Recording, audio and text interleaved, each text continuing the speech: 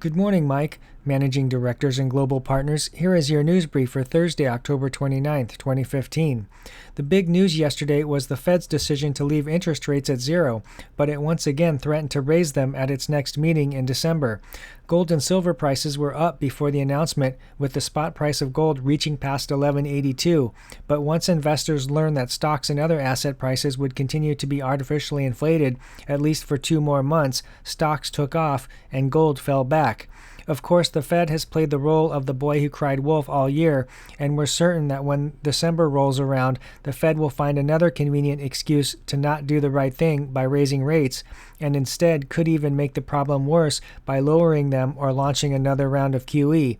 To support our theory, here is the newly released GDP data for Q3. GDP growth came in below expectations at just 1.49%, making it the lowest growth quarter since Q1 in 2014, excluding the double seasonally adjusted Q1 of this year. What's more, almost every individual component of GDP was weaker, led by a decline in personal consumption expenditures, which fell from 3.6% to 3.2% during the quarter. The one bright spot, if you can call it that, was in healthcare expenses. They accounted for 30% of the total 1.5% increase. Healthcare inflation has now been responsible for the lion's share of GDP growth in the past 5 quarters. So as Zero Hedge sarcastically points out, if only all other taxes could also be included in GDP growth, then the U.S. economy would really be soaring. Next, Sweden's central bank, the Riksbank, announced it would be launching a new round of quantitative easing yesterday.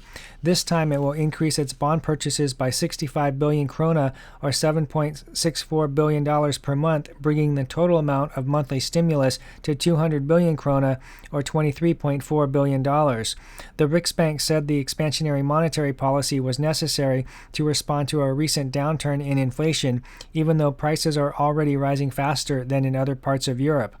Last month, inflation clocked in at 1.8%, excluding energy. The central bank said it stands ready to do more QE if the new level isn't enough. Next, in related news, Swedish citizens have begun hoarding their krona in their homes as the government and the Riksbank step up their efforts to become the first entirely cashless society. The banks are removing cash from rural ATMs and are also obligated to call the police on citizens if they use too much cash. The rule of thumb authorities apply is, if you have to pay cash, something is wrong. As the clampdown ramps up, the amount of currency in circulation is disappearing.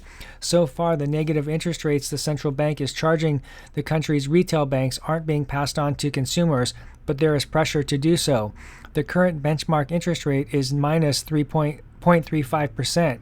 It remains to be seen how long the banks can absorb this cost.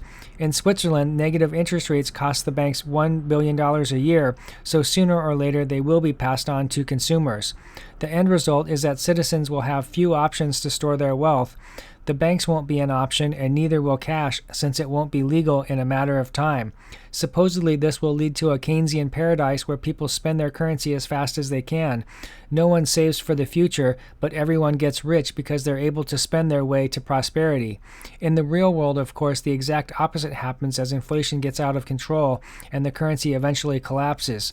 Historically, this is when people realize the foolishness of their ways and demand a return to sound money. And that's your news brief.